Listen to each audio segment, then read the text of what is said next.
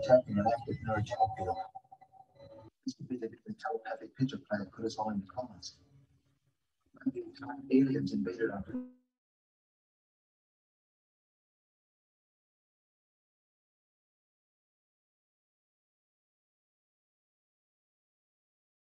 I'm going to start the meeting. You ready, Crystal? Yes, I am. Okay, good. All right, good evening, everybody. This is Mark Parker, Chair of the Woodstock Inland Wetlands and Watercourses Commission. I'd like to call to order the business meeting of March 1st. It is 7:03 p.m. by my computer clock right now. And I'd like to begin with our agenda. The first item on the business is, well, the call to order, which I've just done, and to have a roll call of members present. I'll begin, and then Bill, you can follow, and so forth. Mark Parker, Chair. Bill Rowinski, Vice Chair. Marla Butts, Secretary. Stuart Peasley, alternate. Thank you very much, Stuart. Excellent. Okay, and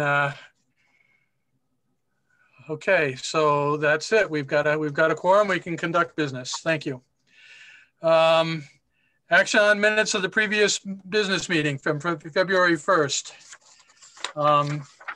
You should have received, I received in my packet the minutes of the February 1st meeting.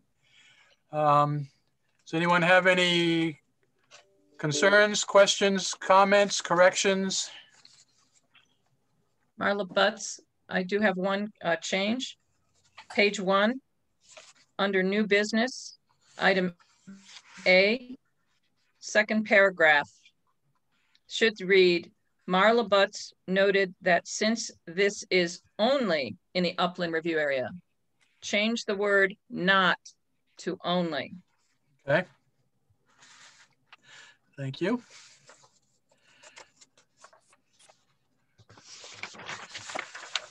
Okay.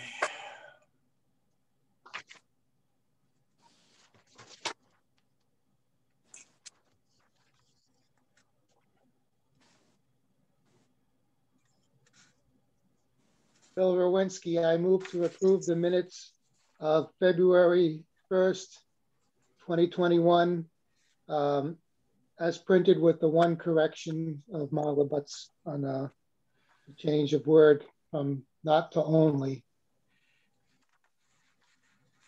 Marla Butts, I second the motion.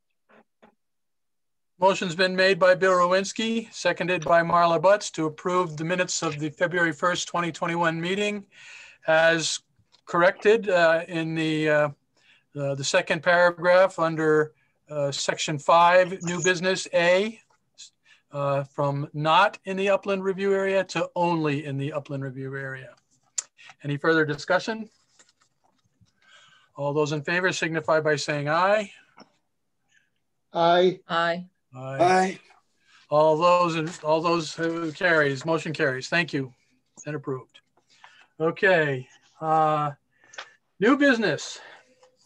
We have application UP 0221-09, Robin E. Marinelli, 1920 Route 198, Hull Forest Products, timber harvest. Okay.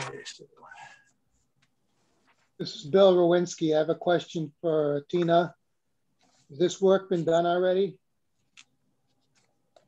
This application, I think it was overlooked and it should have come on the agenda in December, and I'm not sure what happened, but we found it. And I would have to ask, I've been away on vacation and this is my first day back. I did email Mike Bartlett to see if he could come online, because I wasn't sure what was happening with this. If, you know, based on the dates on the application, it could very well have been done. Unfortunately, I haven't heard back from him. I don't think he responded. But I asked Cindy to put it on because it was overlooked. So I do need to follow up on it.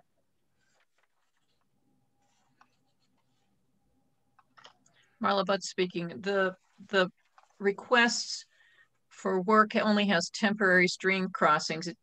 They do not, according to the request, they do not propose any cutting in wetlands. They're only crossing looks like three intermittent water courses, and they claim that they're going to use either portable bridges or mats to cross those intermittent brooks. I'm not sure how correct the wetlands delineation is, but they're not proposing any clear cutting anyways. So this would typically be allowed as a timber use permitted as of right as a timber harvest. They do propose a couple of what they call patch cuts, and maybe somebody, Mark, maybe you know what a patch cut means. I'm assuming that may be a clear cut. They don't say. Yeah, I'm not familiar with that terminology, but that would make sense. A clear cut of a small patch. I don't know. That was my question. Yeah, because up on this, on the top of the second page, they say timber harvest treatment, 34 acres thinning, 3 acres patch cut. So I'm thinking that they're doing a clear cutting, but it's not in wetlands, according to their map.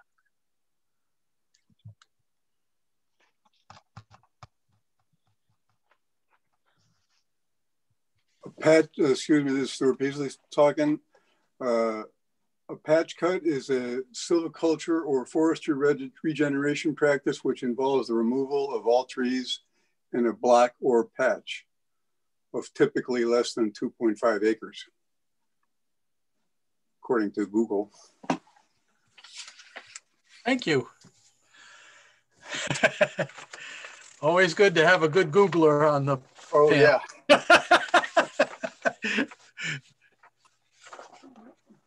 Yeah, and their drawing says that each patch cut is under 2 acres. One is 1.8 acres and the other is 1.4. So that would qualify.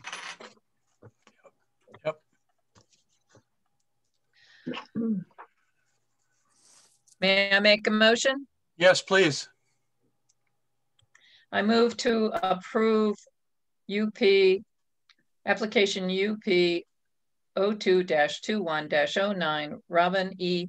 Marinelli, 1920 Route 198 for timber harvest as a use permitted as of right by Hull Forest Products.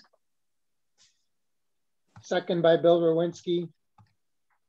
Thank you. The motion's been made by Marla Butts and seconded by Bill Rowinski to approve that this is a use permitted as of right for application UP 02-21-09, timber harvest. Any further discussion? All those in favor signify by saying aye. Aye. Aye. Aye, approved. Okay, very good. Thank you. So moved and approved. Okay, item number 2 under new business, or B, item B.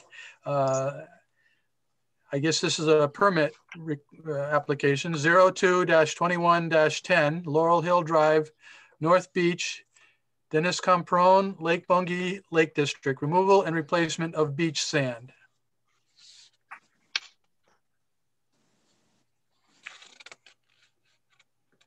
Mark, this is Marla Butts speaking. I looked at this and it would appear to me, because they're on the existing beach, they're not in the water, they're only in the upland review area.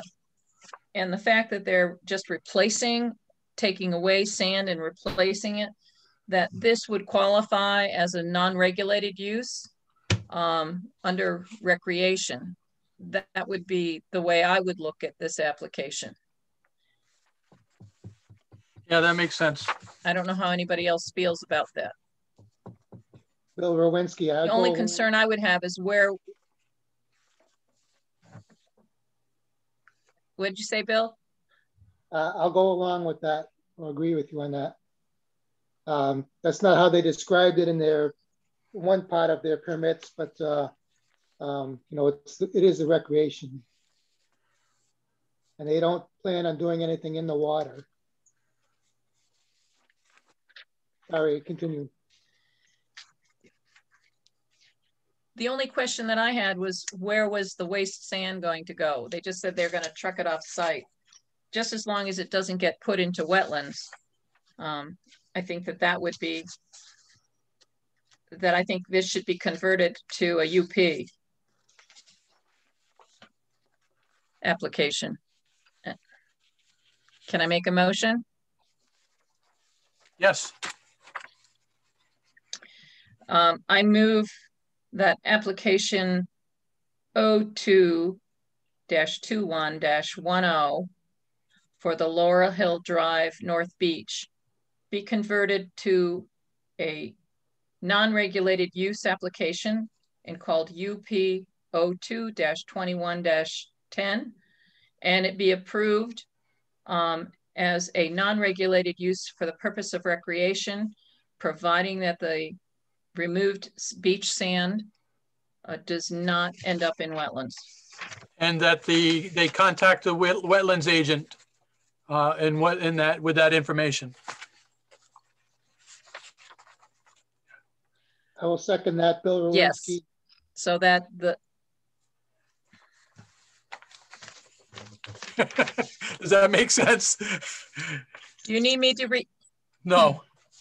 No. Does the recording secretary need that to be restated? Oh. No? Okay. Okay, the motion's been made by Marla Butt, seconded by Bill Rowinski, to convert this permit request to a UP, use permitted as of right, application, and that it provided that the removed beach sand not be placed in an existing wetlands area, and that the inland wetlands agent be notified of the disposition of that removed sand.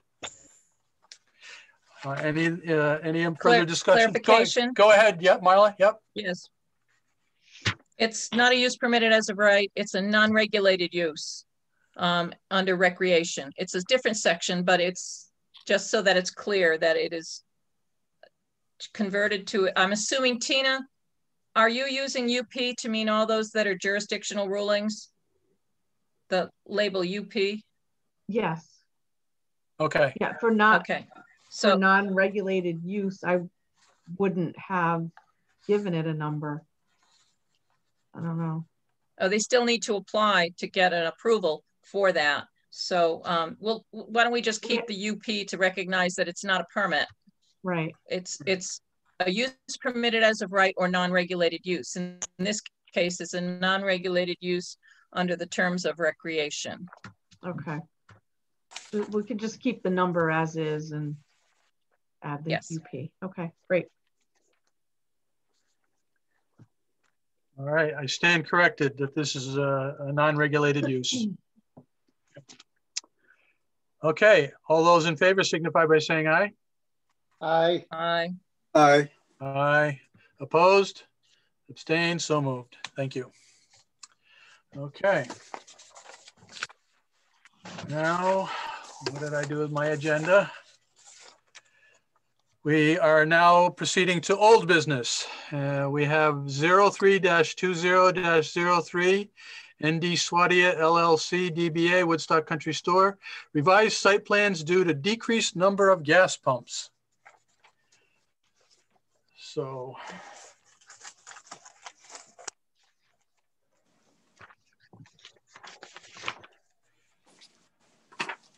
Will this represent a decrease in the footprint of the impervious surface and storm drainage catch basin, or is everything else remaining the same?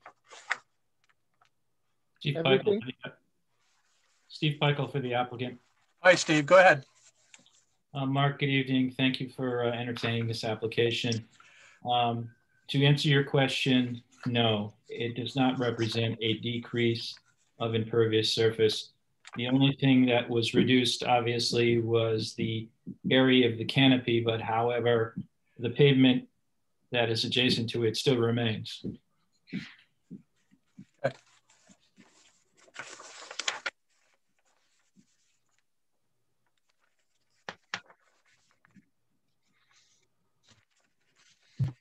If I may, Mark, I'd just like to outline what has been changed.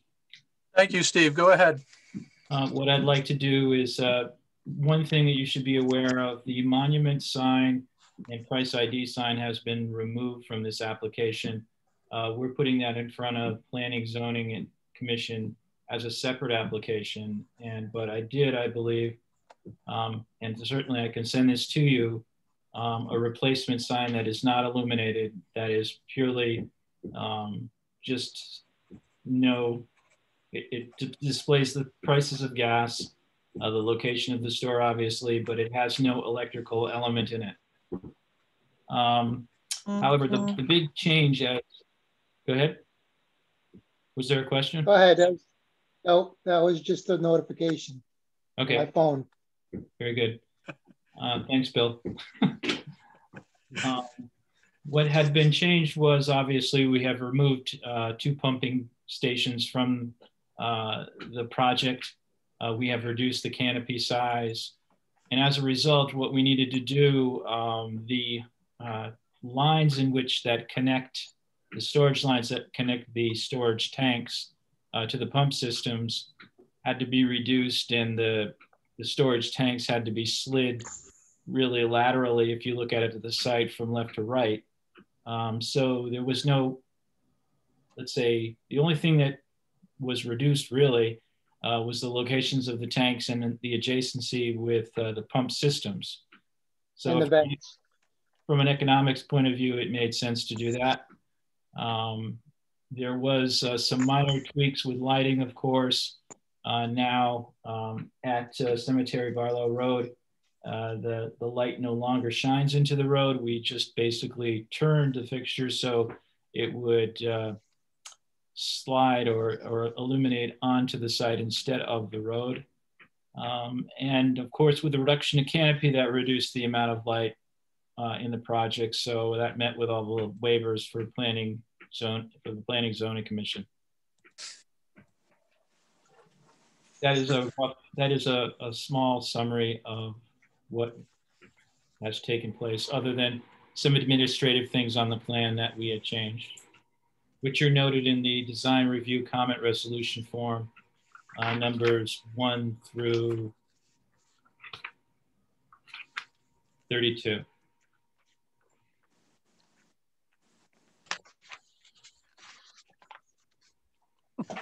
Thank you very much. Thank you. Any of the other commission members have any questions? I just have a comment. Speaking. Okay, go ahead, Marlon. Go ahead, Bill. All right. I was just going to ask, Tina, did you post the old site plans, approved site plans on this month's meeting documents?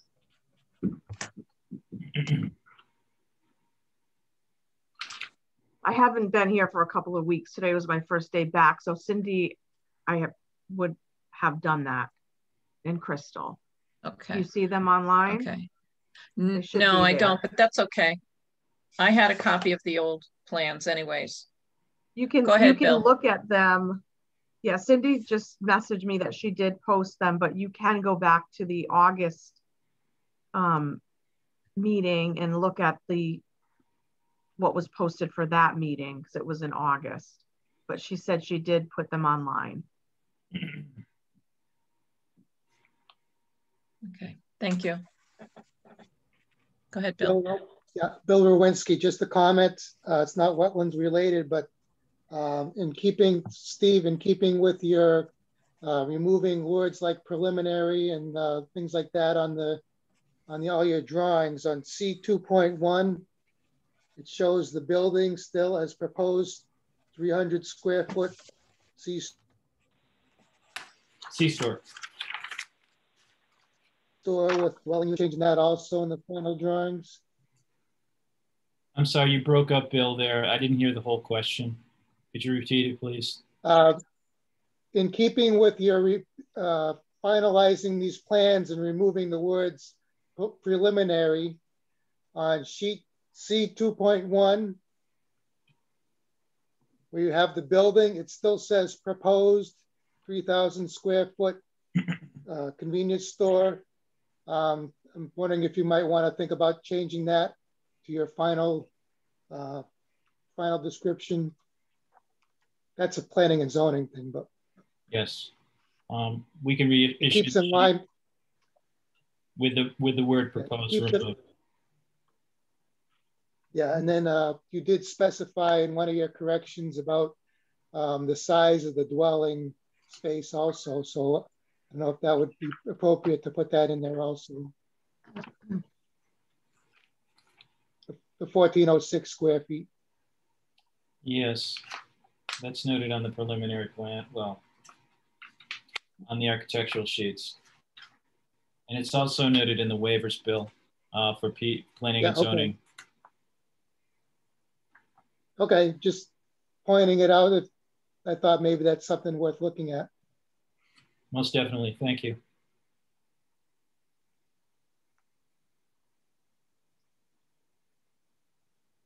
Mark, I have a question of process. Go ahead, Marla, question on process.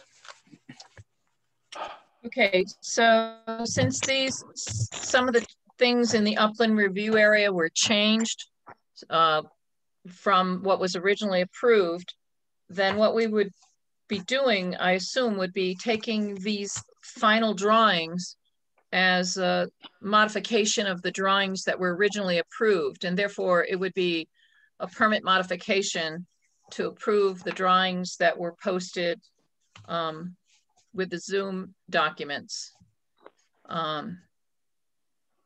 See what I'm saying? Because the work is not, it's mostly the same. The footprint's the same, but the features inside are a little different. So if you're looking at what are the plans that the commission is looking at as saying, these are the final plans, it would have to be those that were posted on the website because they all have different vision. The different sheets have different revision dates. So you can't just give one revision date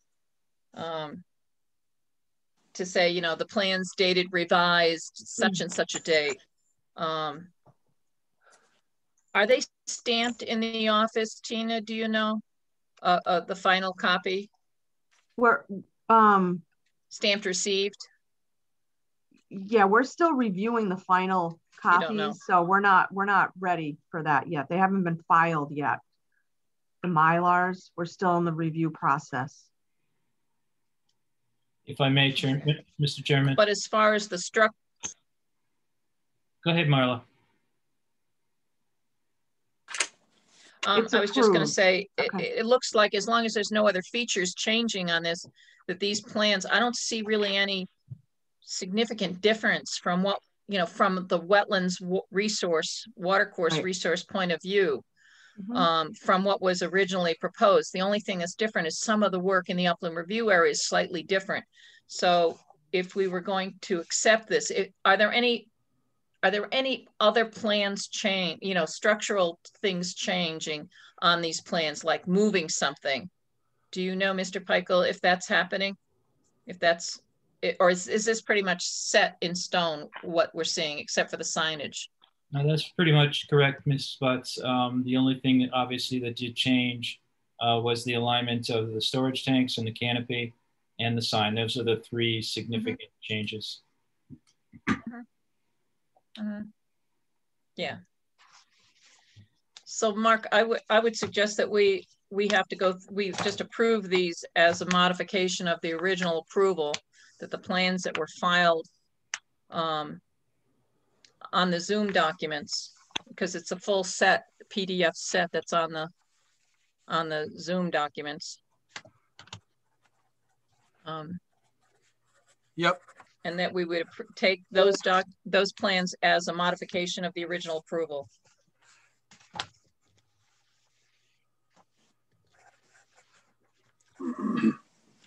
So I think if a motion were worded such that that we approve the application number as a modification of the original permit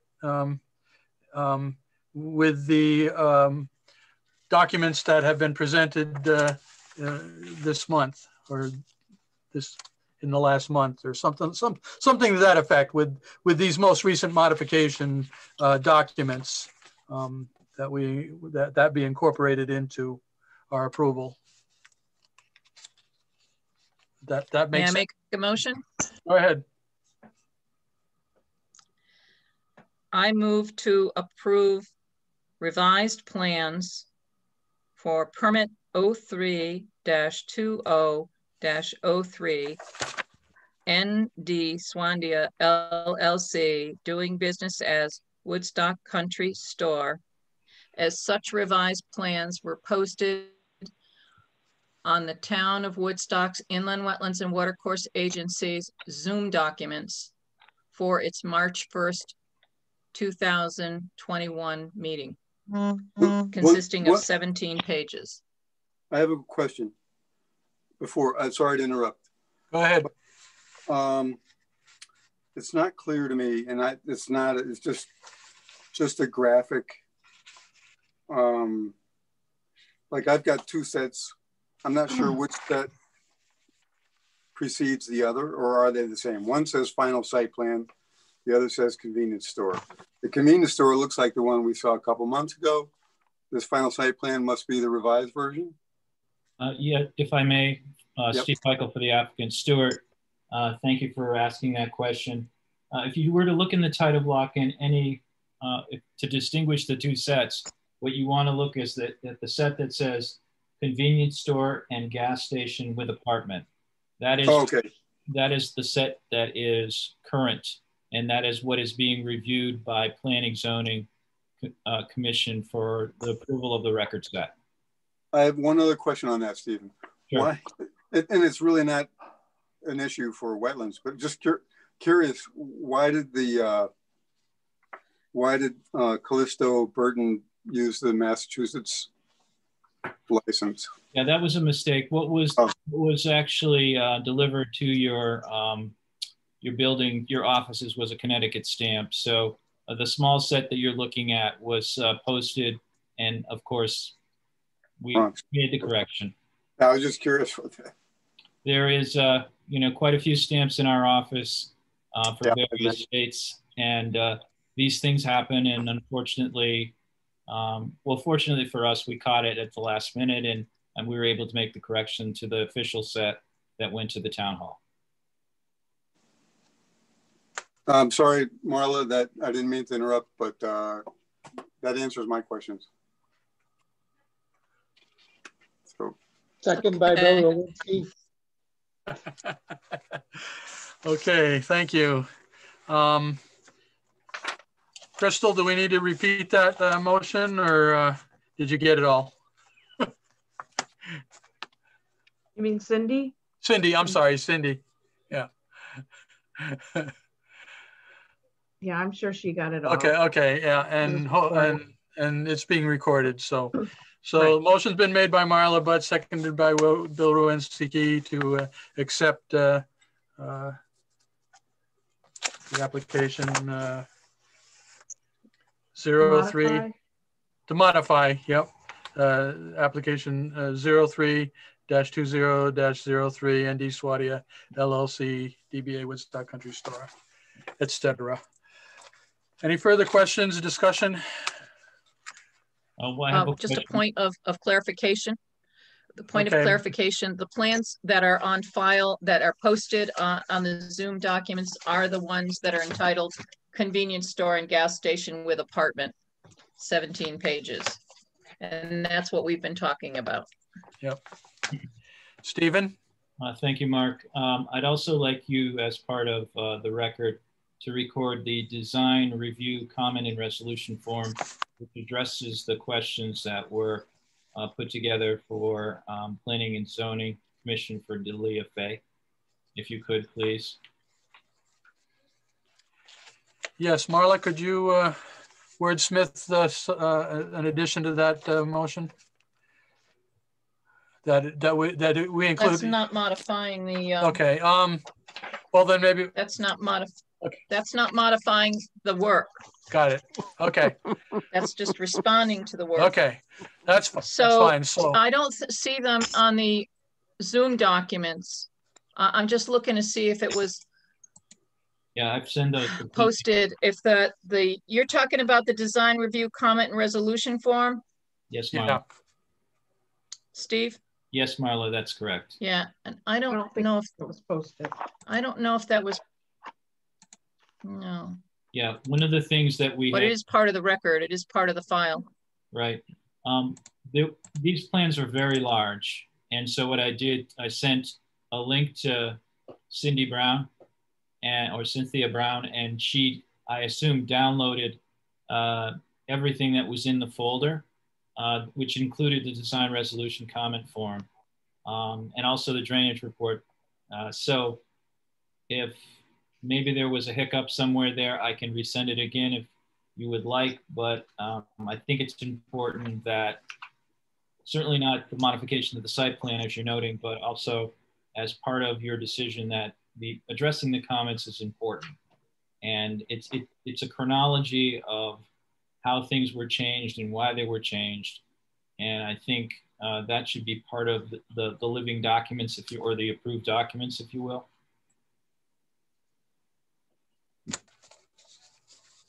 Cindy's saying it's in there. She's saying it's in the document. So let me look. Bill Rowinski, I have the hard copy. Down. I have the hard copy of both those documents.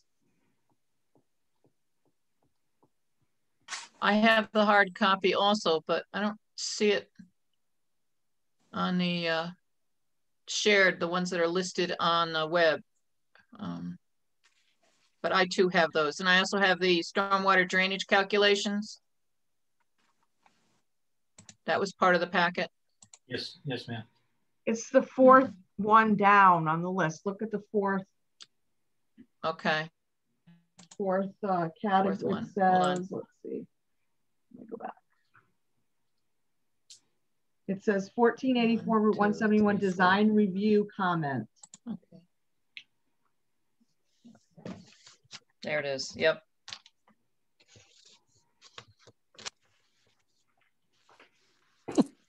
So it is showing up on the Zoom documents. It already is included as part of the record, but it's not in and of themselves. That they don't. It's just explaining the changes in the plans and the changes that were made. So it's part and parcel to that approval of the motion to approve the drawings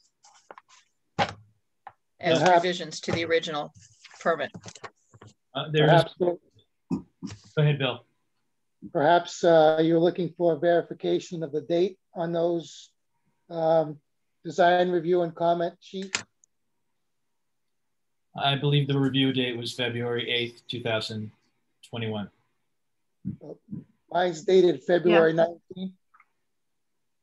That's when I responded to them. That was the response date. Okay. The review date was the 8th. Mm-hmm. So on the left side of that page, Bill, the review date was February 8th, and over on the right side was, well, it just says date, but that would have been the response date. Yeah, these just explain what all the different changes were, correct, Steve? Yes, ma'am. Yeah, so it is part and parcel of that approval, the recommendation to approve the revised drawings. Mm-hmm. When I looked at most of these, they weren't really relating to wetlands and watercourse issues. They were more relating to look like planning and zoning issues.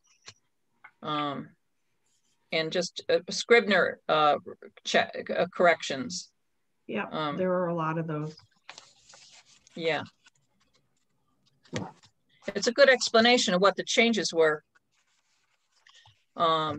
also to the original plans. References the sheets, and that's kind of a roadmap that helps the reviewer kind of go through it. And I think that's important. If anyone certainly in the future comes back to it and they ask the question, well, how was this addressed on sheet C 1.0? And they can actually go down and, pinpoint it pretty quickly. So there is one more thing I would like, Mark, if you will, to address in terms of your approval and the vote that you plan on doing. Will I have to come back for the monument sign before the commission and make a similar request to you, or is this something that I would just address with planning? I think it would be just something you would need to address with planning. It's not in the upland review area. It's outside of 100 feet from the wetlands. Okay. So it would not be in our jurisdiction. Yeah, it's just a process question, but Yep. thank you for entertaining it.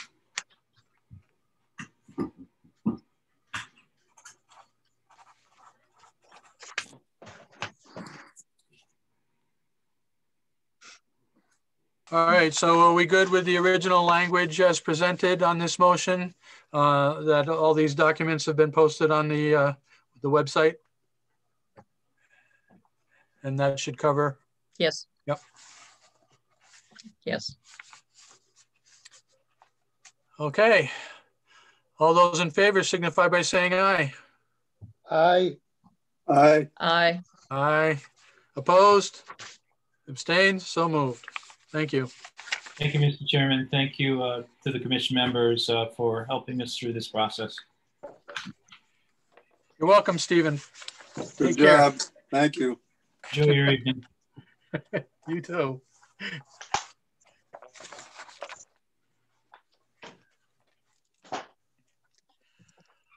Item number B, or letter B, under old business.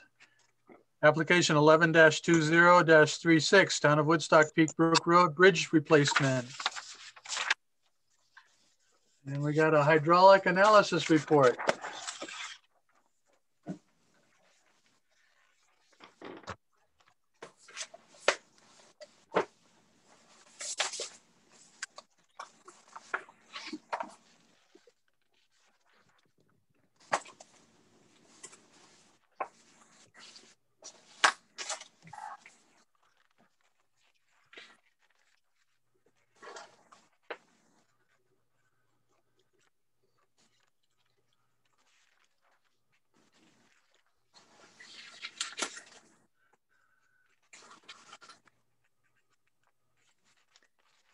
Mark, may I ask a question? Yep, go ahead, Marla. Is there anyone here to answer the hydraulic questions? If we have any questions on hydraulics? Yes. I don't see anybody on. Pete Parent with CHA. Oh, good. Thanks. I was looking through this report and I had some questions because it sounded like what I'm hearing is that this is a 16-foot wide opening now, and it can't pass the flows for a 50-year storm. It gets a lot of pressure on the structure, and then it overtops at 100-year. And so that the design that you have proposed is going to have a 20-foot wide opening, and it's going to be kicked at a slightly different angle. You still won't be able to pass the 100-year return frequency storm without some backing up. But it was unclear to me whether the road was still going to overtop in a 100-year return frequency storm. Could you explain about the hydraulics a little bit? Certainly. So in the analysis? Yeah, as you mentioned, currently the bridge experiences a pressure flow in a pretty low design storm and then some overtopping. And part of the permit process, we have to be able to pass the 50-year storm at a minimum without pressure flow in order to qualify for the self-verification through the Army Corps. So we did widen the opening and raise the low chord of the bridge slightly in order to be able to pass that 50-year without pressure flow. As you mentioned, we still do have pressure flow in the 100, but we do not have anticipated overtopping of the road any longer. Okay, so like on page 11 of your hydraulic design analysis, in the second sentence, it says the intermediate structures are typically designed to pass a 100-year return frequency discharge with 1 foot minimum of underclearance and increase in water surface elevation at the upstream highway line, generally of not more than 1 foot above, which would have been obtained in the natural channel. Then you go on to say later on that you can't get that 1 foot of clearance. Is that problematic to meet the DOT drainage manual criteria? So because this is a replacement, because you're in a, okay. So because this is a replacement of an existing structure, there is some leeway afforded there. In order to raise the structure enough to get that 1 foot of clearance, basically we'd just be raising the structure out of the flood, and the water would still be on either side of the road, which is kind of counterintuitive to do that, to basically make this high point and make the bridge the high point. In order to kind of blend that all in would have required a significant amount of road work. So there is some leeway afforded to existing structures here. Yeah, so we aren't getting the full foot of clearance there that we would like to have, but it is a significant improvement over existing conditions. Was there ever thought of having a larger span than 20 feet? We did look at larger spans, and from a cost benefit analysis, we still weren't able to get that full foot of clearance. We were able to get a little bit more, but now you're starting into getting to more expensive structures. So we weren't providing a significant benefit to the town by doing that, and we weren't meeting the letter of the regulation.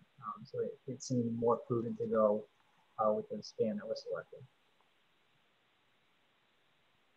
Okay. And then going to page 19, aquatic resources.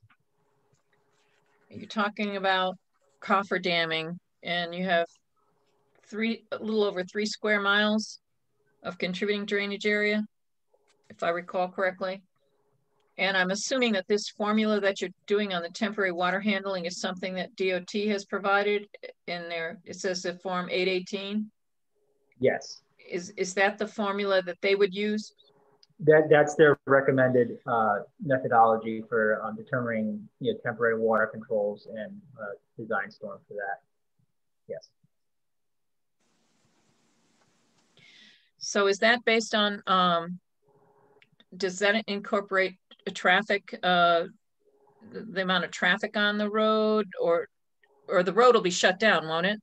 When this is being done? Yep. Yeah. So this. About how long do they figure?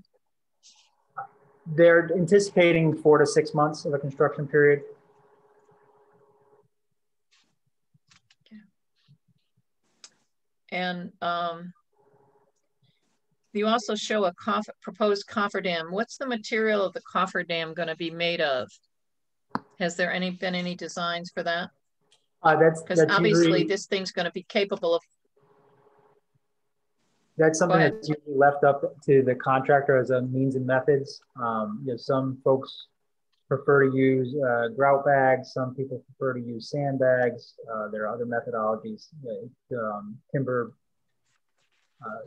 walls and that sort of thing that are sometimes used. It's all kind of dependent on what the contractor is most comfortable with. Obviously, there's a shop drawing review process that goes along with that. So if the commission has specific concerns about any potential material, we can certainly incorporate that into our review. Yeah, definitely, because looking at what you've got for the amount of flow that can pass through here, it's only equivalent to a 25% of the 2-year flow, which is not a ton of flow.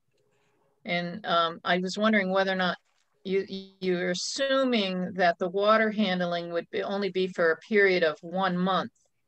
And I'm assuming that 1 month is when you're actually doing the in-water work.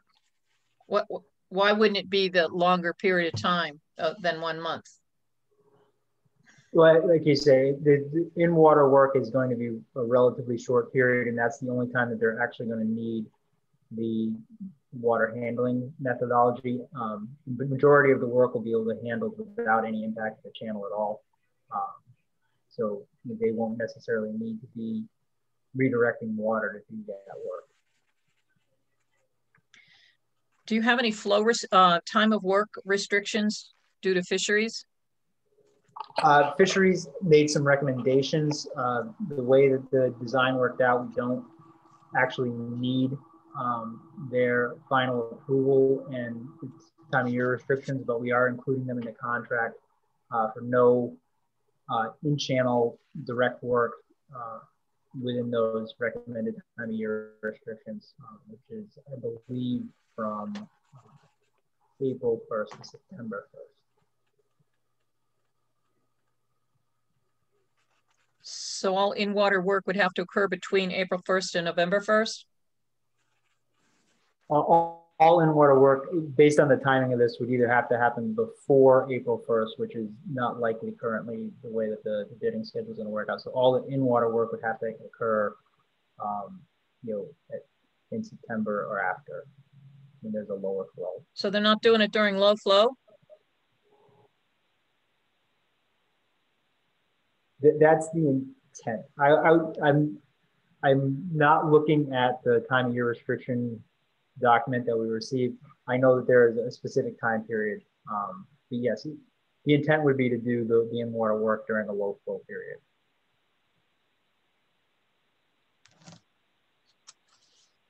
Yeah, I would have concerns about because the size of the watershed is so large and the potential capacity for overtopping or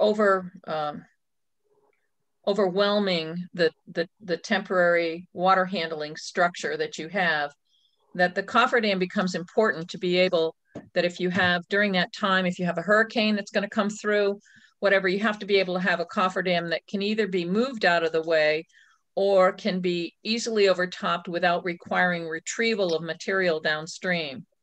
Also one that can prevent flooding of upstream structures if it's still in place at the time a storm comes that overwhelms the facility.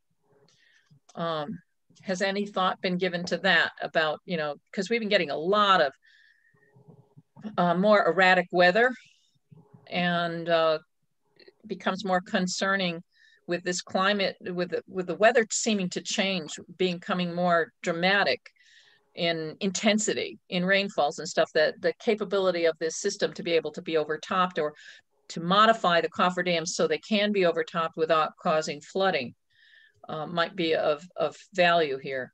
Have any thought been given to that? I don't think there's any specific thoughts to that. Like I said, the construction of the cofferdam is often left up to the contractor as a means and methods of construction. Certainly we can add restrictions to the bid documents and the construction documents to address some of those concerns.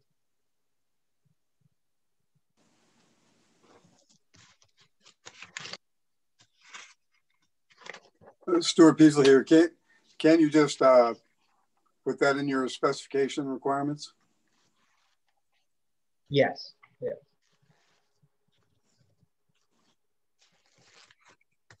We can also put it as a condition of approval that they have to come back, the contractor has to come back and get approval for the cofferdam design.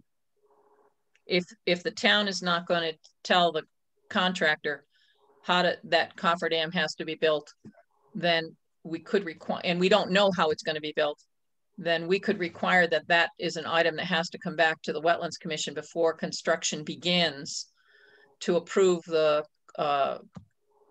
cofferdam water handling cofferdam construction, if that's unknown now. I think it should be, but DOT typically never required cofferdams to be identified in their plans as to how they'd be constructed. They also left it up to the contractor, and a lot of times that was when there would be problems. Was the contractor would try to do it the cheapest way he could, and it didn't always necessarily come out to be the most environmentally sound one. So we might want to take a look at that. I'm not opposed. My only thought is that if it's in the specification that it would have to meet a certain ASTM requirement, that the contract, by contract law, the contractor would be held responsible. So he would be liable if it didn't function properly. So if I would put that in the contract basis, because I think that if, as a commission, we try to adjudicate we're the engineering of it, we're not qualified for that. That's just my thought. But we would have to have a third party review what that cofferdam actually consisted of. Correct? I don't know. So I think we should know how the cofferdam is going to be built, whether or not we're signing off on its performance or not. That's not what I'm suggesting. Yeah, I'm just saying it should meet. I mean, what if he decided to? I'm just saying it should meet the standards. I would guess by the American Society of Testing Materials or any other applicable agency that does adjudicate those kind of things. Just a thought. Rather than us get in the middle of saying this doesn't meet our requirements. I'm just wondering if it might be better to, you know, specify and rely on those specifications. Here's the problem. Cofferdam can be built out of many different things, and each one of those things has a different ASTM requirement and function. So you could have it built out of sheet piling. You could have it built out of riprap. You could have it built out of sandbags. You could have it built out of a structure that's covered with plastic. So depending on how they built the cofferdam would determine how it could function or how it could be modified with an impending storm, or what could happen if it was overtopped. Like sheet piling, you could overtop sheet piling and it's not going to really go anywhere, but it could flood somebody else out if it's too high. If it's sandbags, the sandbags could be removed easily during a prospective storm. And then if they didn't get them out in time, they could be retrieved very easily. So it depends upon the volume of flow, what the forces are going to be that it has to withstand. So there's a lot of things that go into it that isn't necessarily addressed by the ASTM, which is more of a structural thing. So I don't know where everybody else feels on the application. The application has been before us. How long, when did we receive this application, Tina?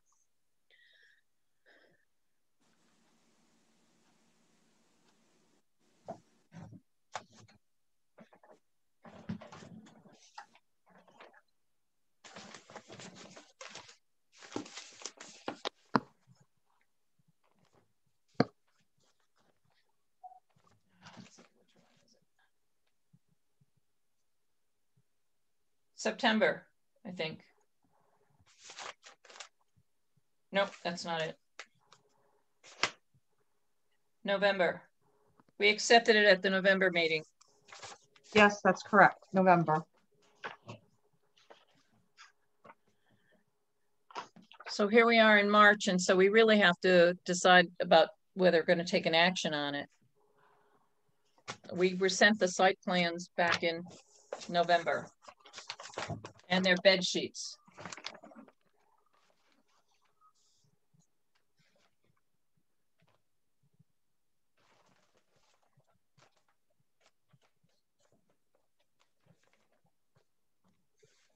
Have these plans changed, Pete?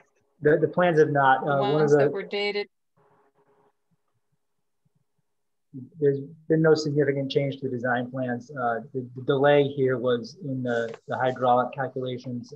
Received some input on a different project back from Connecticut DOT regarding scour design and calculations, which caused us to need to go back and redo the scour calculations on this bridge to ensure that we didn't need to change the structure.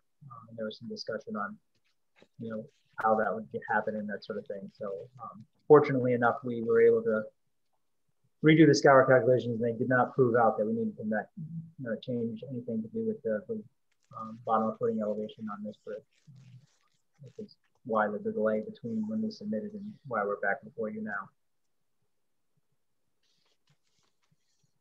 Well, judging from your aerial map that you have in your hydraulics analysis report, it looks like upstream you have virtually nothing. It's mostly floodplain, undeveloped floodplain.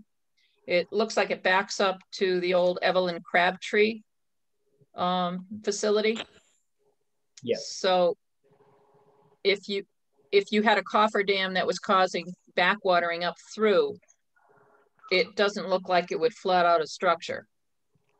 Correct. Yeah, the next structure is actually on Butts Road, which is another bridge that we're looking at doing a replacement of in the future. Mm-hmm. Yeah, we're familiar with that. That came through about 9 years ago for a replacement. That didn't happen. Now downstream, there is a house. If you're facing downstream from the bridge, it's on the left-hand side. Yes. Are the elevations of that house such that they would not be affected by flooding from a cofferdam? I believe so, that's correct, yes.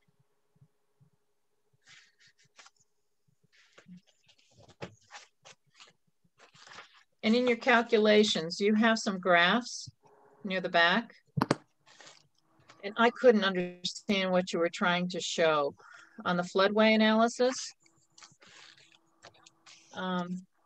It looks like what you were trying to say, that when you get into a 100-year return frequency storm, there's so much flooding going on downstream already that it tends to make the bridge invisible almost. Am I incorrect in that? No, that's correct.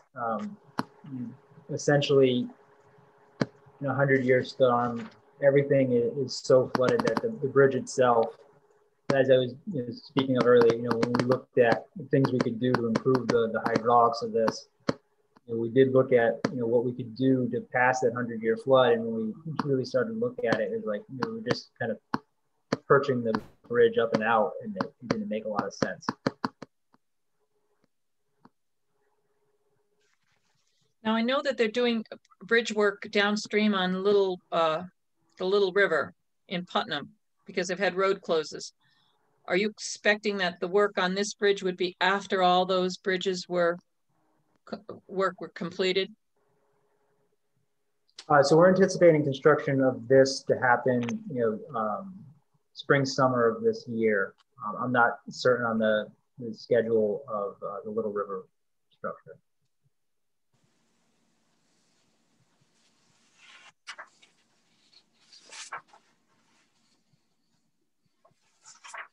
Tina, do you know if anybody from Putnam has been made aware of this work at all? Because they've got a couple of bridges that they're redoing. They've had road closures. I know when I've come up the back way from Putnam, from the hospital, that there's a couple of roads that were closed, that with bridge being worked on, bridge being out. Aren't those done? I thought those were done. I haven't been. Last time I came through, but that was a month ago, so.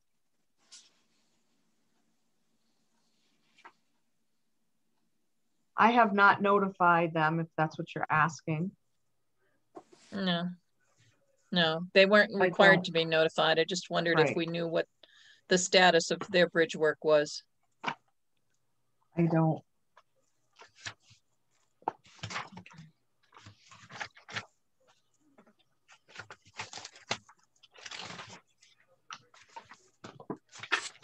That work's been going on a long time. There's two different bridges they've been working on, two different roads. I do know that one of them is done. The one that goes down to the recreation park and their middle school.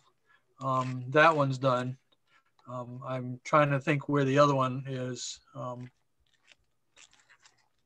Upstream from that, just downstream from the water treatment facility. Okay. if you were gonna, yeah, if you go like Route 171 towards Putnam, and instead of going towards Thompson, if you took a right, and it would take you down, and it's that road that they were working on, that bridge that was closed this past fall. It may be done by now. I don't know. Maybe Stuart's right. It might be worth a coordination effort, though.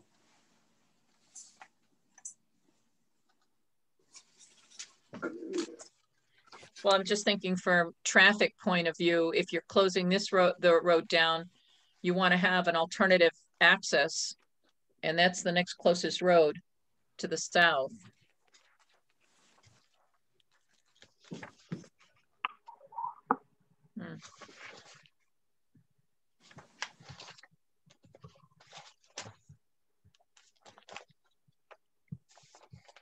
Tina, has John Navarro given any indication as to how long he can wait for this? Do we have another month to work on this, or do we have to make a decision today? I have not spoken to John Navarro about this recently. Okay. Well, let's see. December, January, February. We can March. request. Let's see. Well, under the governor's orders, we have an extra 90 days over the 65 that we normally have. So we probably can go to the next month if that doesn't hurt the town. I mean, I don't want to, I just think it would be useful now that we have all these hydraulics in, and we now have it with the plans. I don't know if anybody else needs to look at the drawings in more detail. It's a lot of detail. It is. It's a lot. And I kind of want to think about how, if we're going to approve it, how we're going to deal with the only thing that really has a concern to me right now is the cofferdam, how the water handling is done during construction. And that may just be a special condition requiring that the design of the cofferdam come back for approval prior to the initiation of construction, which would be the easiest, because then if we had concerns about how the contractor was going to do the cofferdam, we could raise those then. Since it's an open item in the contract, that left up to the contractor. Would that be an extra design fee by the engineer? It would be a submission by the contractor. It would have to come from the contractor and or the engineer, depending on how you wrote the condition. No, you got the key word submittal. Let the contractor provide alternatives that we can declare or determine which are acceptable. That's probably the best way to handle it. If they give us submittals, then we can say, yeah, this is the best one. Rather than just say, listen, having an assumption in there that they're going to put a cofferdam in of their selection, we can let them say, okay, you give us 3 choices, which ones you think are acceptable for you, and we'll help you with a decision, determination, whatever the word. But I think that it would show some sensibility that they're involved in the design, in the decision making. Tina, do you know when the town wants to go out to bid for this? I can't hear you. I don't have any current information on this. I haven't discussed it with John since it was submitted. I have not really been in the office a lot over the last couple of weeks. Well, actually, I haven't been in the office at all. But I will see John this week, so I can talk to him. And if you want to extend this out till next month, I can get you some answers. He never mentioned it to me, so. The intent, I believe, is to put this out to bid, as soon as possible. But like I said, for construction this late spring, summer season. So, while I think the hope was to get it out, in March. I don't think it makes a huge impact to construction schedule. At the end of the day, if the commission would be more comfortable waiting until after the April meeting. When's our next meeting, Tina? The next meeting April is what? April 1st. I'm sorry, no, April, I can't see my dates. Could be the 5th. April 12th. April 12th.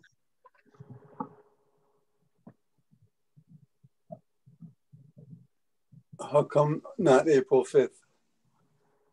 I'm not sure. There must be some. The 4th is Easter, I believe. Well, Easter Sunday is the 4th. Oh, okay. Yeah. That's why. Easter. But that's it's sort of a point of order. I mean, if we were to say, listen,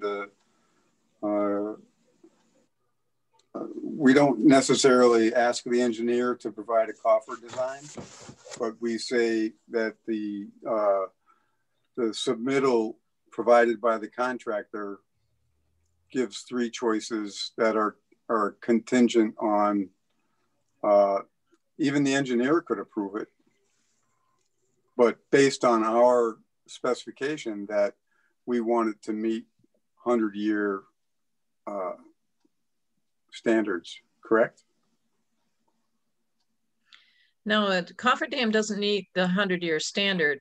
Cofferdam needs to be able to function without causing a problem during the temporary water handling period, when they're trying to keep the construction site dry.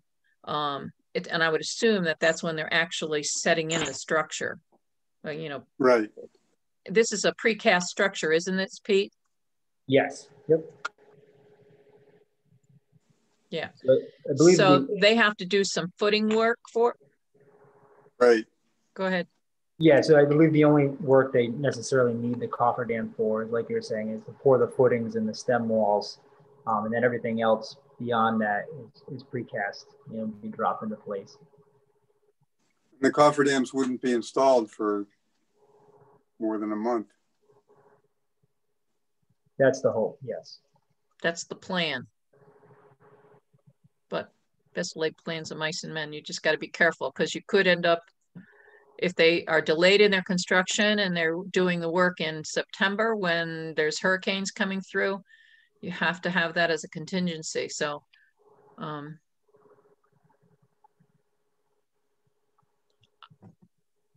I think that the language for a condition should be very carefully written on this. I don't necessarily want it to come from the contractor. For the cofferdam design, I think it should come through the town, that the contractor should be required to supply it to the town look at it first before it submits it to the commission, just so that they understand, what the contractor is trying to do. Because if anything goes wrong, it's going to be the town that's going to be left to blame on it, or at least that's what the public's going to see. They're not going to blame the contractor, they're going to blame the town. So I think that would be a good thing to have more people understanding what's going on, whether not just being between the Wetlands Commission and the contractor, but it should be coming, the request should be coming through the town, but that the contractor should be required to supply it.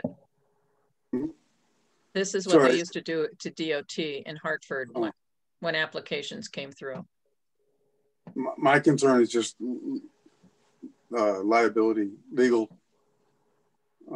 not what the public thinks, but who's actually responsible.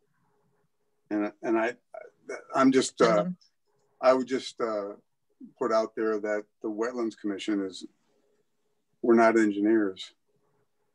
Mm-hmm. So that's correct. I think it's that's just a thought.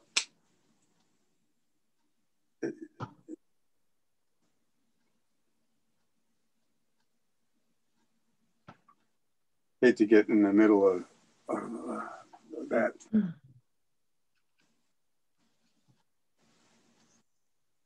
The protocol. Mark or Bill, you guys got any thoughts? I can agree with you on the cofferdam. Other than that, I'm pretty set. I'm pretty okay with the overall design, and I've reviewed the plan several times. And I understand what they're trying to accomplish in the hydraulic report. So other than that issue of the cofferdam, I'm ready to go with everything else.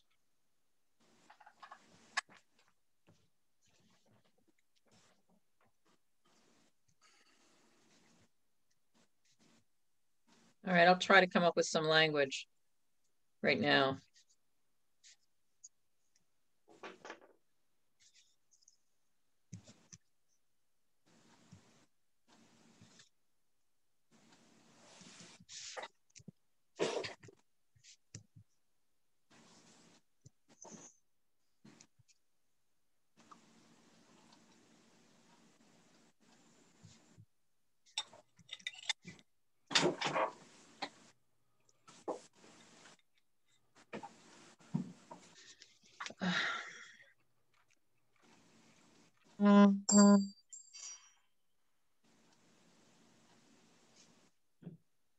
Bill.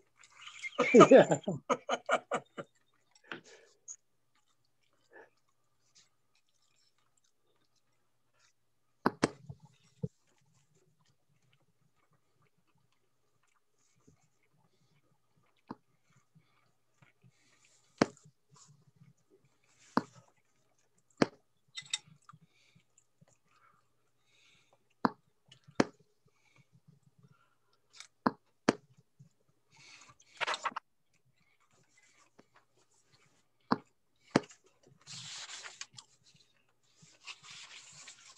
Okay. I think I got something. Do you want me to give it a try? Yep, nice and slow.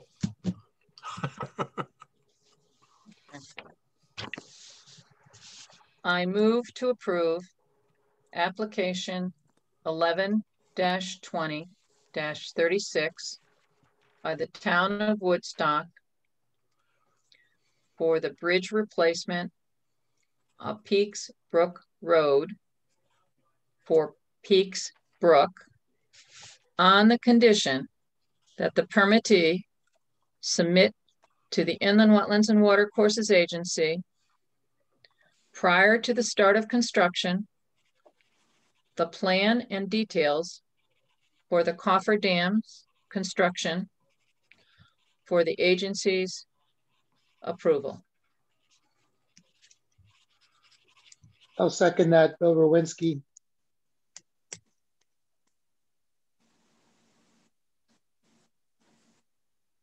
And that is for Peak Brook Road, P-E-A-K-E, Brook Road. Just make sure we get the spelling correct on that. Let's see. Okay, so the motion's been made by Marla Butts, seconded by Bill Rowinski to approve. And I hope our secretary gets the whole language, but basically on condition that they submit to, was it our wetlands agent or our wetlands office? Yeah. On the condition the permittee submit to the Inland Wetlands Agency prior to the start of construction, the plan and details for the cofferdam's construction for the agency's approval. Right. Bill Rowinski, point of clarification. Before the start of construction of the cofferdam or of the entire project? The entire project. The contractor, once this gets awarded, the contractor should have already figured out how he's going to be doing that cofferdam. That's part of his costing out of his work. So before he initiates the actual construction, he should submit it, not just when he gets ready to do the cofferdam. Then we're under the gun to have to do it quickly. Just clarifying.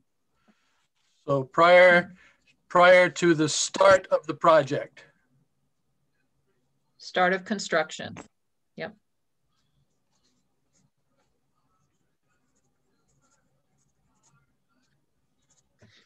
Okay. And you note it's not the contractor that's submitting it, it's the permittee, it's the town that submits it.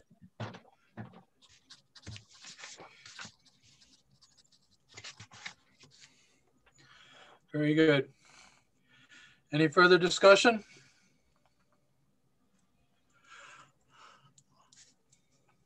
All those in favor signify by saying aye. Aye. Aye. Aye. Abstain? So moved. Thank you. Okay, so Tina, if you could just let John know some of our questions and concerns about the cofferdam. Talk to him about it.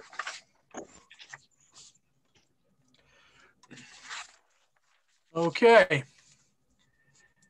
Item number C. Item letter C.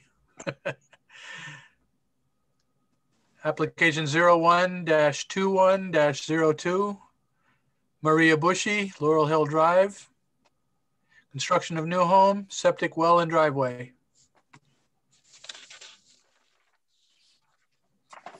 Good evening, Paul Terwilliger here with PC Survey Associates. Last month, you had asked that we get something in writing from the Lake District, giving us permission to fill the small area of wetlands that's located on property they own. They've had one meeting discussing it. It got carried over to their next meeting, which isn't going to be until the 4th. So we're going to have to ask for an extension, maybe till next month, before we can give you what you're looking for.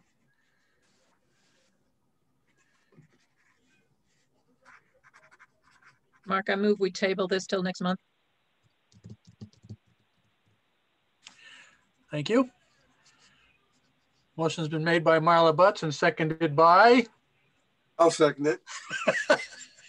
All right, seconded by Stuart Peasley to table this application to the April 12th meeting.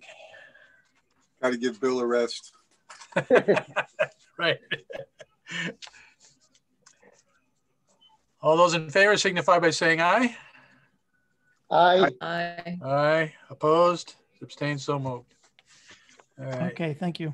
You're welcome. Thank you. Letter number D. Letter. Why do I keep saying number? Letter D. Under old business, application 09-20-23, Noreen Stellick, 294 Route 198, Phragmite removal in pond. I see Noreen's on the call.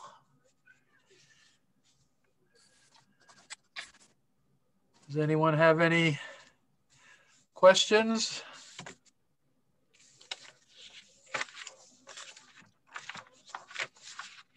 Bill Rowinski, just a few comments. That number one, it looks like both of these applications, Noreen and William, are not involving any dredging or other material removal at this point. And the other thing for the record, they'll be covering to try to die off the Phragmites, but there will be also much residual death for flora and fauna when those areas get covered.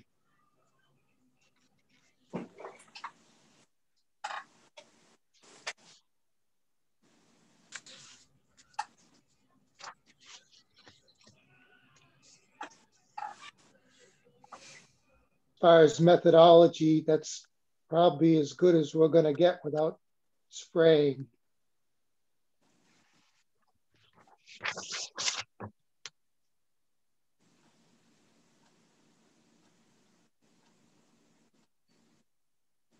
Not likely to be a done in one either. It might need attention yearly, not necessarily in as big a way, but probably will need some continual attention.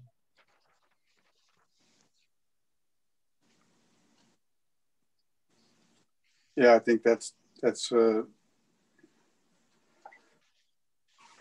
be expected with this stuff. Phragmites. pretty stubborn.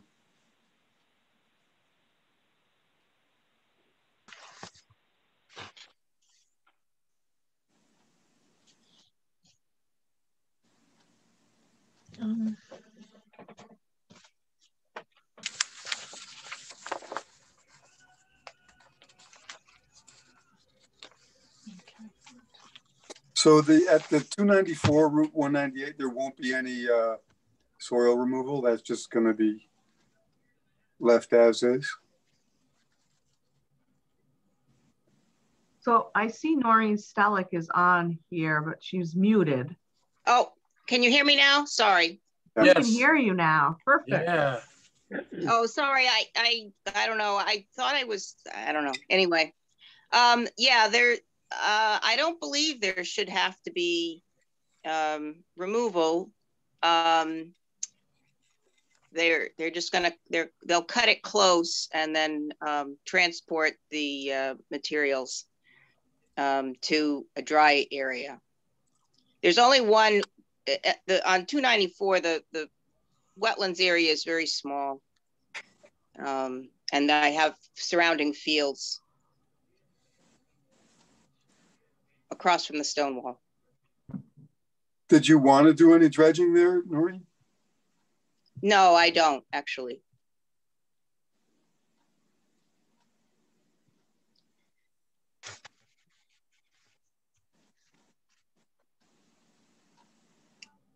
Just out of curiosity, what this is an aside. It doesn't have to be directly related to this, but if dredging, what was the other project that over on 171 that they just did all the dredging? I can't remember the guy's name, but if dredging were an activity that were to be considered, so that would be how would that process take place? Well, I wasn't planning on dredging there at my brother's Oh no, place. Noreen, I was talking to the other. Oh, I'm sorry. No, I know you. If you don't want to do it, then it's fine. But just for my own clarification, what would we have to go through for dredging a pond? And depends on what the extent of the work was that was proposed.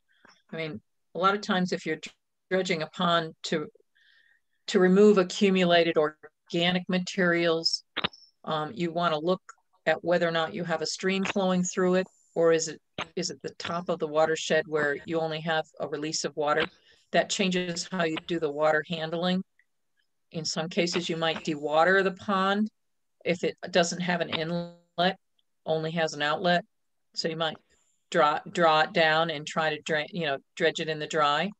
Or if you have a stream coming in and going out, then you have to do it in a sequence where you do one side, keep it isolated, the construction area isolated from the rest of the flowing water, and then move it over to the other side. It's quite a process to do that. We have a flow okay. through. That clarifies it. Makes sense. Thanks. So actually, these don't. I don't have a problem with either of these if they're just going to cut them and try to get rid of the Phragmites that way. I still like the idea of goats, but that's just me. Anyways, so this is a significant change over what was originally proposed. Goats are a solution? I don't think they'd eat the roots. Oh, they eat the vegetables, yeah. No, but they will. The Phragmites doesn't like being mowed down. And the more you mow it down, the weaker it gets, the shorter it gets. Right. And I'm sure. mowing is one way to deal with. Yeah.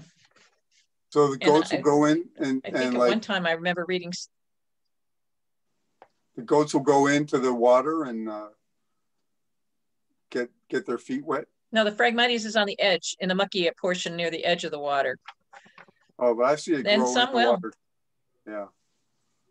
Yeah, it is actually growing in the water. I don't think that anything else would work, but yeah, actually cutting.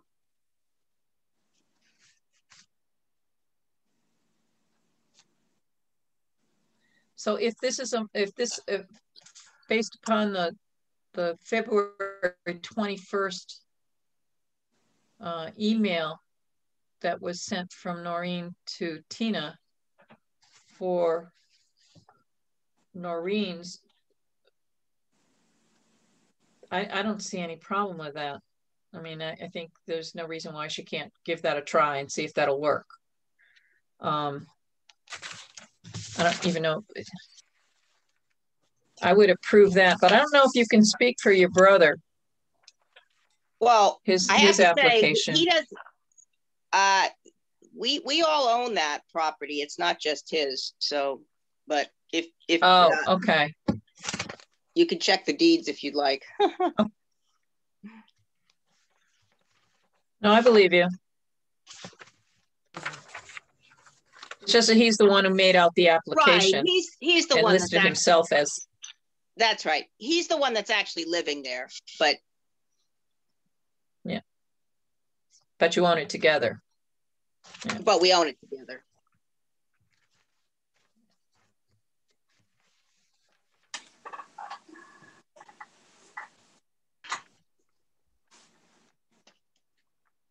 Sounds like we're getting real close to a motion to approve.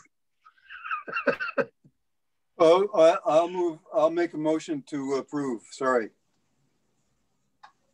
Approve the let's see. Is there a number of this?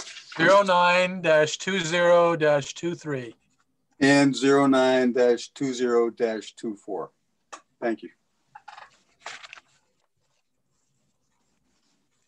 I'll second it if you amend that to identify that the applications were modified in accordance with the email sent by Noreen to Tina on February 21st, 2021.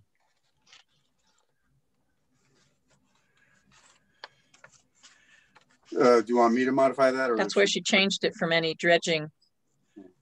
Yeah. If you modify it, I'll second it. Okay. So the motion then would be based on modification from the previous application, which is defined and described in the emails February 21, which specifically talks about Phragmite removal as the total scope of work. I second the motion. Thank you. Motion's been made by Stuart Peasley, seconded by Marla Butts to approve application 09-20-23 and application 09-20-24 with the documented modifications as stated in the February 21st email. Any further discussion? All those in favor signify by saying aye. Aye. Aye. Aye. Opposed? Abstained? So moved. Thank you. All right. Thank you. You're welcome. Thank you, Noreen. Okay. Bye. Review of bylaws.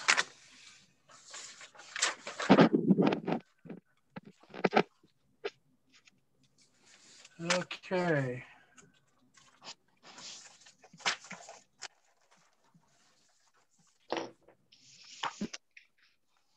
We have those from last month. They've been updated. There's a date of 3/1 on the bottom. Looks like she made the change for you. Okay, Marla Butts speaking. I noticed that we've got everything in there that we talked about last month, but there's a problem. And I sent an email, Tina, to you and with a copy to all commissioners, except to you, Stuart. I didn't know you were going to be here. Back in June 17th, 2019, we modified section 9. And so the structure of the agenda.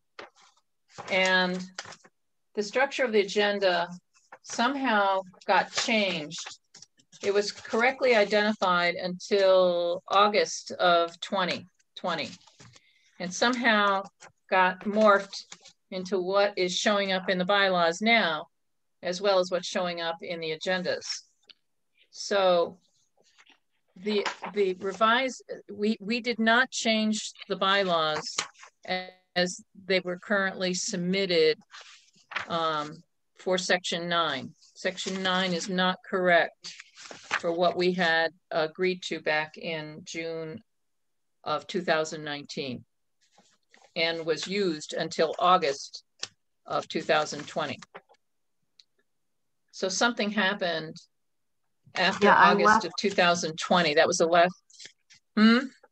Yeah, I left in March, and then so maybe the one that I had on my computer was from when I was here, so it didn't get documented in the right place. So I probably provided the one that I had. So if we could all agree that the language that was adopted back in June 17th, 2019 is the correct language for bylaws section 9, and we're not changing it in this vintage. The bylaws in section 9 should read, I, call to order, I, roll call, 3 ayes, appointment of alternates, 4, action on minutes of previous meetings, 5, pending applications, 6, new applications, 7, administrative business, which can include all those things that dealt with business, including the wetlands agent report. Then 8 was citizens' comments and 9 was adjournment. So somehow 7 got converted from administrative business to wetlands agents activity report and other business administrative business communications and bills. So unless we're going to go through the process of changing the bylaws action on agendas, I would like it to go back to the old way. Not the old way, but to the way we agreed on the 17th of June 2019.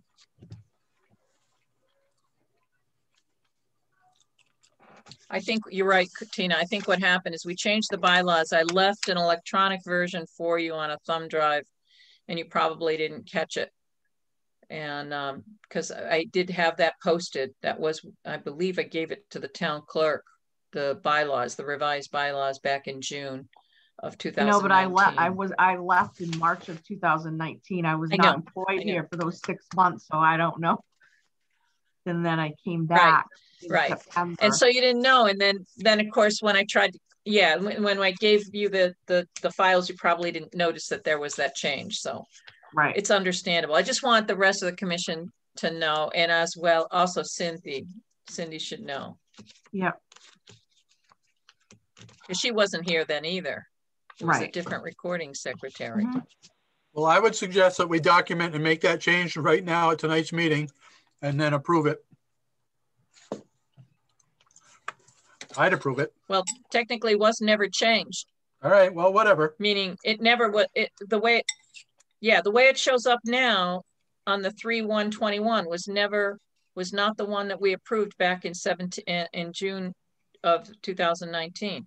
So I just think changing the language back to that which was approved. Yes. Yeah, we'll just correct it. Yeah, just let's correct it. Yeah. No problem. Yeah.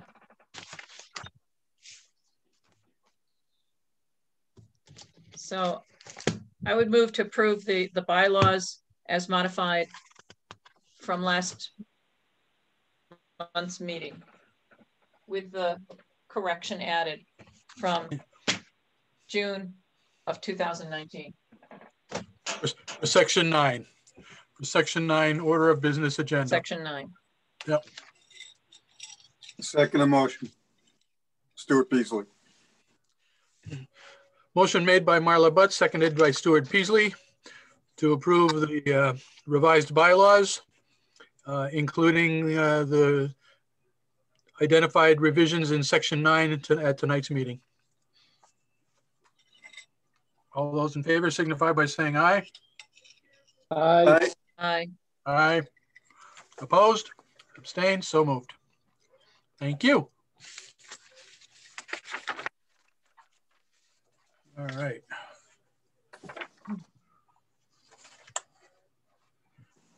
Where are you?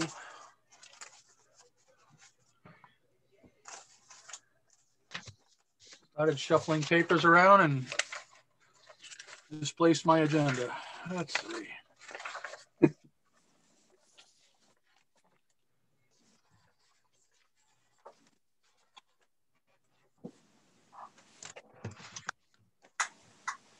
There it is. Oh, Wetlands Agent Activity Report. Well, I do have to say, I don't have anything to report at this time, seeing I was away. Today's my first day back.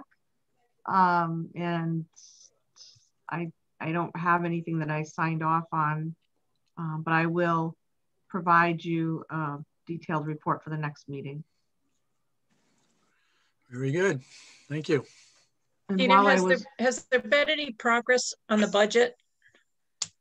There have been closed door meetings. I don't have any details, but while I was away, I did provide the Board of Selectmen or the treasurer and the first selectman, I should say, with a full description of wetlands agent. I am asking them to,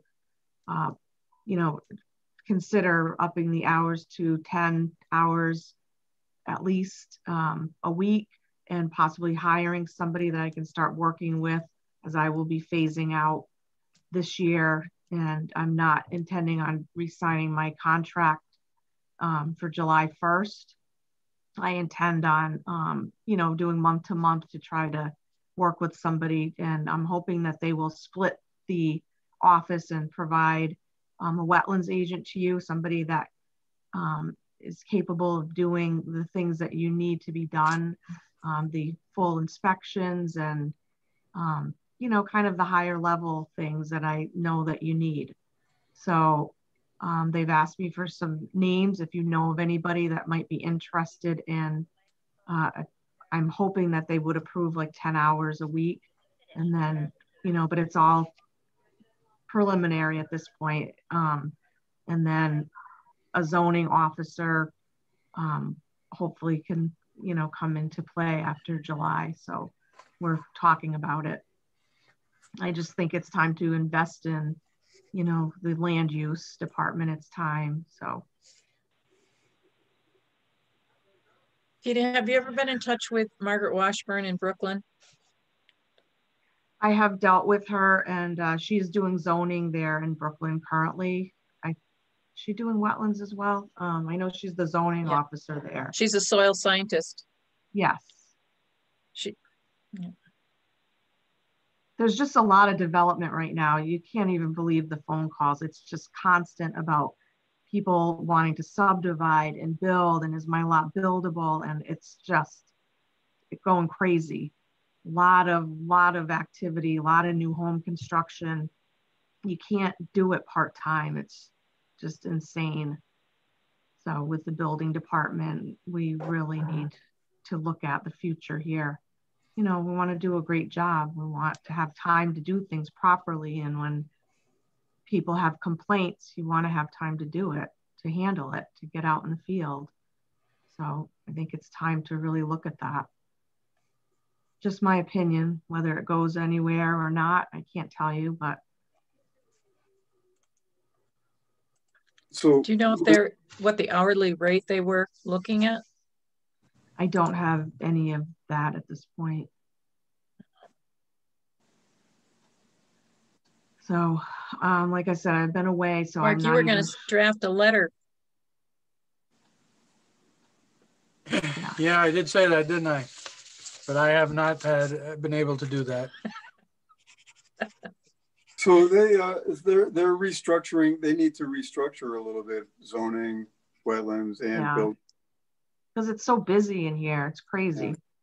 Yeah. They've got to anticipate that it's going to get busier as well. Oh my gosh, yeah. I just see the way it is with the real estate market right now. It's crazy. Yeah. And there's just a lot of people trying to move to our little quiet corner. Everybody's trying to build now because there's not a lot of inventory out for the homes right now. So now they're just trying to find any piece of property to build on. And before the interest rates go up. Yeah. Yeah. And it's never an easy question when people call, is my lot buildable? So there's a lot more to it than that. You know, there's a lot of things you have to look at. So it takes time consuming. So sometimes I've actually resorted to saying you really need to hire a local engineer to give you some advice. Yeah, or you know, you're going to have to an architect or an architect. Correct. Yes. Right. So as soon as I would imagine, hey, Stuart, you want another job? There you go. Oh, perfect. No. Actually, that would work out well. Although the agency needs you, but so if you know of anybody that, you know, might want something for 10 hours a week, if they approve that amount of time, I think it's definitely needed for sure, but we'll see. And certainly if you have any, you know, any information to provide, any details, please, now's the time to get it in. If you have any comments, since the Board of Finance will be reviewing all of that. Could you send to us what you sent to the Board of Selectmen as to what the job duties are? Sure can. So if we decide to send, if we each decide to send a letter, we know what you've already said to them. Mm-hmm. So that get a better, you know, if we want to add to that, or, you know, for example, I would suggest that 10 hours is probably not enough either, particularly if you're getting somebody who doesn't have a lot of understanding of the subject matter and has to come to understand it. You're looking at a 15 to 20 hour, you know, I know. a week job. And what's the pay? If you're going to give them minimum wage, or, you know, you're not going to get anybody. Well, you want somebody with the too much proper stress. skills. You want someone with the proper skills to come in here. That's not. Or else there's just going to be chaos. Right. Yeah. Yep. And I think the skill set for the zoning officer and the wetlands officer, it's different. You're working from different places. It's not the same. Yeah. I don't think they should just be lumped into one job. It really is very different. But there are similarities in process, but that's probably about where it stops. Yeah, absolutely. So Cindy's been great. She's really done a great job organizing, getting things, you know, making sure the packets get out, and just she's learning. And, you know, her future here is being more of the manager in this office. So from there, you know, then you have your part-time zoning officer, part-time wetlands officer. I think it would be great. And she's managing the day-to-day functions, making sure everybody gets their messages and doing, you know, and I think it'll work great. But we definitely need to make some changes with all the development happening, because as you know, you don't want to make any mistakes, because then you're setting the town up for, you know, lawsuits and things like that. So you have to be careful. You need the time to do the work. Well, that has to be conveyed to the town, how important that position is, because that exposure is something they may not be operating on if they're just looking at the numbers. Correct. It's always been like that with land use. Marla knows. They don't understand they don't understand what we do. There's never a quick answer for anything when people call. There's always research, and because it's about intent and interpretation. Yeah. And those just aren't snap your finger. That takes time. Yeah, I know you all understand. So.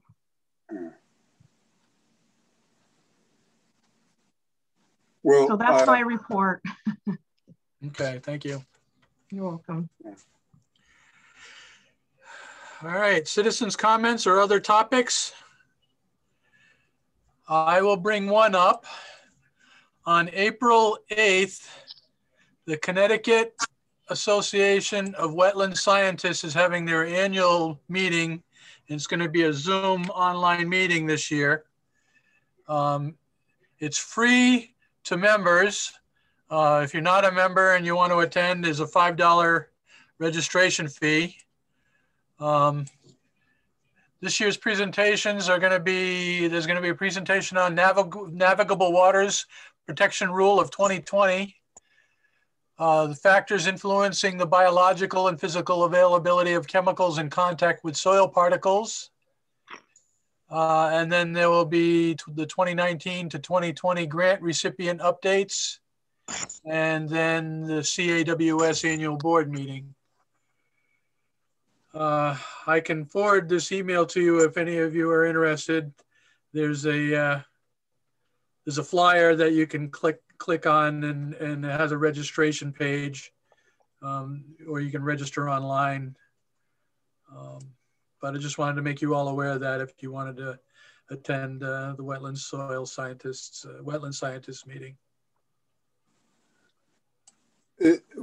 Just That's out of cause, isn't it? Okay. Just out of curiosity, as a lay person, would that be advisable, or would I be sitting there and wondering what that word was that flying around, or is it something useful for a lay person? Is that the best way to put it? I think the navigable waters protection rule of 2020 would probably be understandable. But the second one, factors influencing the biological and physical availability of chemicals in contact with soil particles, that could probably get a little yeah detailed. Oh, may I ask a question? Is it appropriate to ask a question about the last week minutes now? Because it sort of brings up, and I wanted to know about that FOIA request from 119 Crooked Extension. Yeah, we are putting everything together. We should be able to mail that out this week. What was so I had to. What's the I honestly don't know the attorney that sent us this request. I don't know who they're representing. It doesn't say in the documentation. Oh, I see. We just have to gather all the information, which I went through today and added a few things to it. Cindy did put that together while I was away. I saw that and I thought 119 Crooked, that sounds familiar. Yeah. I mean, we didn't really do a lot on. I mean, we kind of wanted the state to do their part. We kind of held back. So all the documentation in there is as is. I contacted the attorney. I contacted the state. You know, and did all the things that we discussed at our meeting. So we didn't issue any cease and desist orders. We really held back from doing anything because it felt like it wasn't up to us to do that. I think that was the intelligent way to go. So. Yeah.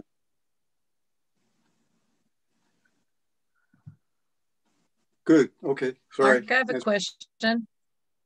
Go ahead, Marla. What's that picture behind? What's that picture behind you? What's that floating thing? Mark, you've got. That's a cofferdam. Oh, geez. While you guys were talking about cofferdams, I went on the internet and Googled cofferdam. Nice. Here's one that's like a big They plastic. Do make those. Yeah. I thought it was one of those a big bridges. bag, and they fill that with water. Yeah. And it's a lot of times it's used in coastal areas, but that's the first time I've seen it. It looks like that's an inland water area. But yeah. Yeah, there's a special word for those kinds. Because when you were going on about it could be made out of steel, it could be made out of sand. So I'm like, wow, let me go see. So so what I did was I typed in cofferdam pictures, and you can go and you can see all the different kinds of cofferdams and how they can be made. So clever. I'm impressed. I want to know how to do that. So that's inflatable? It's filled with water. Yeah, filled with water. Yeah. Oh, okay. But you could buy something, you could, you know, set something up that you could fill with sand or, you Yeah. know, whatever. Those are usually used in still water areas where you're going to have dredging occurring and you want to keep the turbid water from the clean water. You don't want to use it in areas where you have high flow. Those are pretty much mostly in coastal areas or in standing water. Yeah. I saw one of those once. Kind of interesting how they work, but yep, not one that you would use. This would not be one that you would use on Peaks Brook. Oh, right. Wouldn't work. Even if it were the right height. Yep, wouldn't work.